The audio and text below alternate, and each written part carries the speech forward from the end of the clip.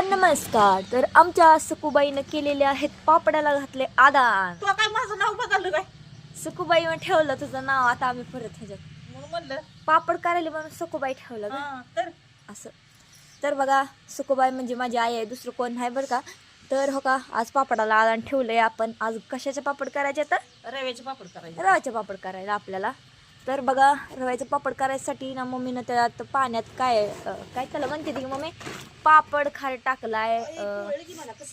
आणखीन काय त्याला म्हणते ती काय, जिरं टाकलंय. हा जिरं आणि तीळ टाकलं ते. तीळ टाकले. तर आणि इकडं रवाच ना, हम्म. रवा गरा काय असेल ती घेतला भिजवून.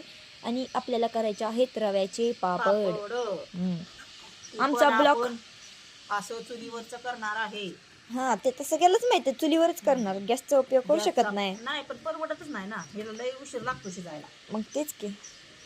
तर असंच ब्लॉग आमचा कंटिन्यू बघत राहा आणि मोठा व्हिडिओ येईलच लगेच थोड्या वेळातच, है ना.